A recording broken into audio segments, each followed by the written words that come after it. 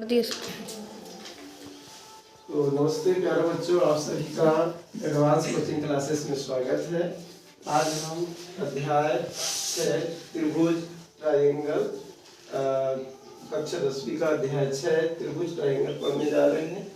और इस पाठ से कुल वेटेज है, कुल अंक है 5 अंक का प्रश्न पूछा जाता है। इसमें एक एक अंक के 3 प्रश्न और 2 अंक का एक सवाल बोर्ड परीक्षा में पूछा जाता है। ये हमारी रिवीजन क्लास है, हम दूसरी बार तीसरी बार पढ़ रहे हैं।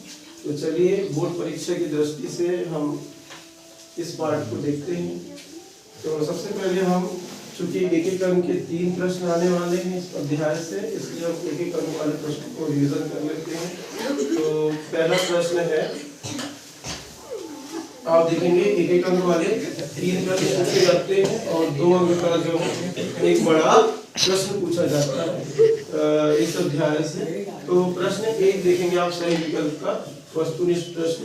प्रश्न 1 है, प्रसिद्ध यूनानी बात नहीं करेंगे, प्रसिद्ध यूनानी गणितज्ञ थेल्स का समय काल है। यह बोर्ड परीक्षा 2024 में पूछा गया है कि प्रसिद्ध गणितज्ञ यूनानी गणितज्ञ थेल्स का समय काल क्या है। तो जो थेल्स हमारे गणितज्ञ हैं उनका समय काल क्या रहा है, 640 से 546 साधारण युग पूर्व। प्रसिद्ध गणितज्ञ थेल्स का समय काल रहा है 640 साधारण युग पूर्व से 546 साधारण युग पूर्व। चलिए दूसरा प्रश्न देखते हैं। ये भी बोर्ड परीक्षा में पूछा गया है। प्रत्येक वर्ग खालिस्तान होते हैं। ये वर्ष 2021, 2022 और 2019 की बोर्ड परीक्षा में एमपी बोर्ड में पूछा गया है। तो प्रत्येक वर्ग खालिस्तान होते हैं, तो सही उत्तर क्या जाएगा, समरूप। प्रत्येक वर्ग कैसे होते हैं, समरूप। अब ये 3 वर्षों से पूछा जा रहा है, तो ये प्रश्न आपको इस प्रकार भी 2026 में पूछा जा सकता है कि वर्ग की जगह पूछ ले वृत्त। तो प्रत्येक वृत्त खालिस्तान होते हैं, प्रत्येक सर्कल कैसे होते हैं, तो इसका उत्तर क्या आएगा, समरूप आएगा। प्रत्येक वर्ग कैसे होते हैं, समरूप होते हैं। और प्रत्येक वृत्त भी कैसे होते हैं, समरूप होते हैं। चलिए अगला प्रश्न देखते हैं। ये प्रश्न भी बहुत पूछा जाता है।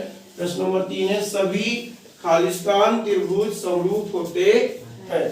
किस प्रकार के त्रिभुज समरूप होते हैं, तो सही उत्तर आएगा समबाहु त्रिभुज समरूप होते हैं, है ना। इसके मतलब एक ही त्रिभुज है समबाहु त्रिभुज, जो कैसे होते हैं, समरूप होते हैं। बाकी जो अन्य त्रिभुज है वो समरूप नहीं होते हैं। और प्रश्न 4 है, सही विकल्प, समकोण त्रिभुज का क्षेत्रफल का सूत्र क्या है।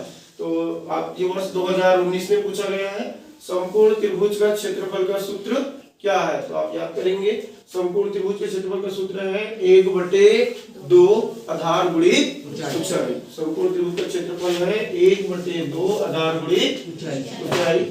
ये उत्तर है। यदि वो पूछ ले कि समकोण त्रिभुज की जगह पूछ ले समबाहु त्रिभुज, समबाहु त्रिभुज का क्षेत्रफल का सूत्र क्या है, तो आपको याद रखना है समबाहु त्रिभुज का क्षेत्रफल यदि आपको ज्ञात करना है तो समबाहु त्रिभुज का क्षेत्रफल का सूत्र हो जाएगा वर्गमूल 3/4 गुणित भुजा का वर्ग।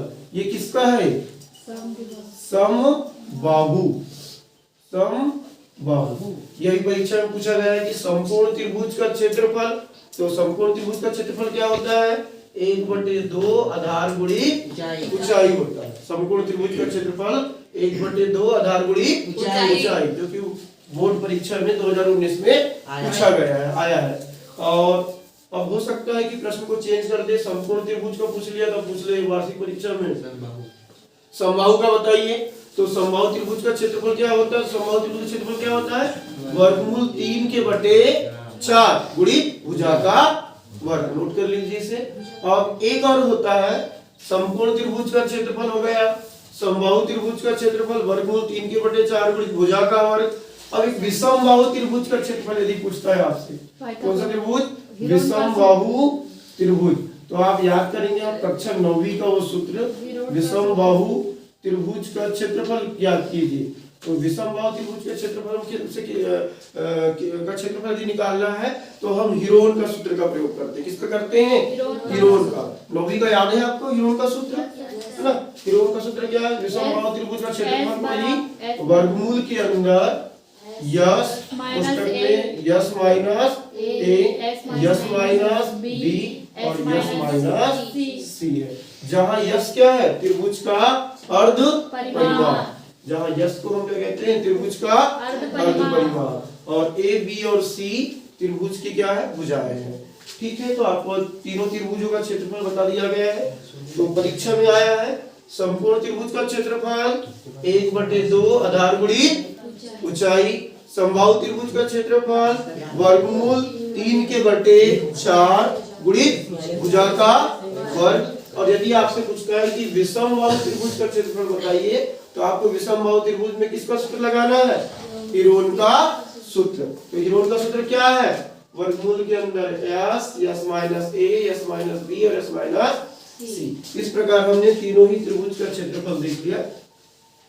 चलिए आगे बढ़ते हैं। जो एग्जाम में आया है मोस्ट आईएमपी है कक्षा 10वीं की बोर्ड परीक्षा के लिए।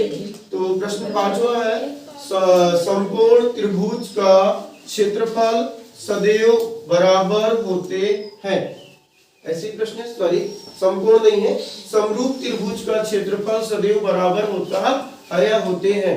ये वर्ष 2022 में भी पूछा गया है और वर्ष 2025 में भी पूछा गया है कि समरूप त्रिभुज है यदि उसका क्षेत्रफल भी कैसा होगा?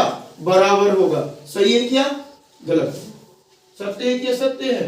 असत्य। देखो अच्छे समझे, मैं समझा दे रहा हूँ। समरूप त्रिभुज है, समरूप त्रिभुज है तो क्या उनका क्षेत्रफल भी बराबर होगा? नहीं होगा। समरूप होने के लिए केवल क्या होना चाहिए? आकार समान होना चाहिए। समरूप होने के लिए क्या होना चाहिए? आकार। माप भले कैसे हो, अलग अलग हो। जैसे आप समझिए समरूप त्रिभुज एक समझा देता हूँ। एक हमारा बड़ा त्रिभुज है, इसका नाम हमने दे दिया ए बी सी, और एक दूसरा त्रिभुज है उसके बाजू में, उसका नाम हमने दे दिया पी क्यू आर। देखिए दोनों त्रिभुज कैसे हैं? समरूप है। दोनों एक जैसे दिख रहे हैं कि नहीं? पर इसका क्षेत्रफल ज्यादा है और इसका क्षेत्रफल कैसा है? कम है। तो क्या त्रिभुज समरूप हो जाएगा तो क्षेत्रफल भी बराबर हो जाएगा? नहीं, है ना? त्रिभुज के समरूप होने से क्षेत्रफल बराबर नहीं हो सकते। हाँ, कैसे त्रिभुज का क्षेत्रफल बराबर होगा? सर्वांग सम। सर्वांग सम त्रिभुज है तो उसका क्षेत्रफल कैसा होगा? बराबर। हमको क्या पूछा था? समरूप त्रिभुज का क्षेत्रफल सदैव बराबर होता है, तो ये हो जाएगा असत्य। समरूप त्रिभुज का क्षेत्रफल बराबर नहीं होता। किन त्रिभुजों का क्षेत्रफल बराबर होता है? सर्वांग सम त्रिभुज का क्षेत्रफल बराबर। तो ये दोनों त्रिभुज समरूप है, एक बड़ा और एक छोटा, दिखने में एक जैसा, तो समरूप है, और इनका क्षेत्रफल कैसा है? अलग अलग है, असमान है, अलग अलग है। अब यदि ये समरूप की जगह बोर्ड परीक्षा में इसको कर देता है सर्वांग सम, क्या कर देगा? सर्वांग सम। सर्वांग सम त्रिभुज का क्षेत्रफल कैसा होता है? तो फिर क्या जाएगा? बराबर। सर्वांग सम क्यों होगा? क्योंकि देखिए जब सर्वांग सम त्रिभुज है मतलब आकार में भी समान और माप में भी समान। जैसे दो त्रिभुज है, ये आकार ए बी सी और ये पी क्यू आर, ये आकार में भी समान है दोनों, ये सर्वांग सम है, मतलब ये दिखने में भी एक जैसे हैं, आकार में भी समान है, और जब हम इनको नापेंगे इनकी लंबाई चौड़ाई तो भी बराबर है। तो ये दोनों त्रिभुज का क्षेत्रफल भी कैसा होगा? बराबर होगा। पर आपको समझ आ गया कि बराबर कब होगा? जब त्रिभुज कैसा होगा? सर्वांग सम होगा। इस प्रकार से दिया रहेगा सर्वांग सम का चिन्ह जो है। तो सर्वांग सम त्रिभुज के क्षेत्रफल कैसे होते हैं? बराबर होते हैं, लेकिन समरूप त्रिभुज के क्षेत्रफल बराबर नहीं होते हैं। समझ आया बेटा? समरूप और सर्वांग सम समझ आया कि नहीं? आप यहाँ देखेंगे ये दो वृत्त कैसे हैं? समरूप है। समरूप है तो इनके क्षेत्रफल भी क्या बराबर है क्या? नहीं है, क्योंकि एक बड़ा है और एक कैसा है? छोटा है। अब आप दूसरा त्रिभुज देखते हैं कि ये दो त्रिभुज है, दोनों यदि सेम नाप के हैं, है ना? दो त्रिभुज यदि हम बना लेते हैं सेम नाप के, और सॉरी ये दोनों त्रिभुज बराबर मान के चलिए आप, यदि दोनों त्रिभुज कैसे हैं? सर्वांग सम है, तो जिसकी त्रिज्या जितनी है इसकी त्रिज्या भी इतनी होगी, मतलब दोनों का क्षेत्रफल भी कैसा होगा? बराबर होगा। तो आप समझ चुके हैं अच्छे से कि सर्वांग सम त्रिभुज के क्षेत्रफल बराबर होते हैं और समरूप त्रिभुज के क्षेत्रफल बराबर नहीं होते हैं। चलो ये भी क्लियर हो गया। तो यदि ये परीक्षा में आता है तो आप कर लेंगे अच्छे से। अब प्रश्न नंबर 6 है, दो समरूप त्रिभुज, ध्यान दीजिए, दो समरूप त्रिभुज की संगत भुजाएं समानुपाती होती है। वर्ष 2023 में पूछा गया, तो ये बिल्कुल सत्य है कि दो त्रिभुज की संगत भुजाएं कैसी होती है? समानुपाती। जब हम त्रिभुज की सर्वांग समता के नियम पढ़ते हैं, शर्तें पढ़ते हैं, तो दो शर्तें हैं कि त्रिभुज की संगत भुजाएं बराबर हो और संगत भुजा उनके संगत को त्रिभुज की संगत कोण बराबर हो और उनकी संगत भुजाएं अनुपाती हो। तो वही क्वेश्चन पूछ रहा है कि कह रहा है कि दो समरूप त्रिभुज है, उनकी भुजाएं के समानुपाती होती है, तो बिल्कुल सही है। वर्ष 2023 की परीक्षा में एमपी बोर्ड में पूछा गया है। तो क्या उत्तर आ जाएगा इसका? सत्य। और प्रश्न नंबर 7 है, समकोण त्रिभुज प्रमेय, यानी कि समकोण त्रिभुज के लिए कौन सा प्रमेय लगता है? तो पाइथागोरस प्रमेय। समकोण त्रिभुज प्रमेय का नाम लिखिए, मतलब वो कौन सा प्रमेय त्रिभुज है जिसमें समकोण त्रिभुज उपयोग किया जाता है? तो कौन सा प्रमेय हो? पाइथागोरस प्रमेय। तो समकोण त्रिभुज प्रमेय को हम कहते हैं पाइथागोरस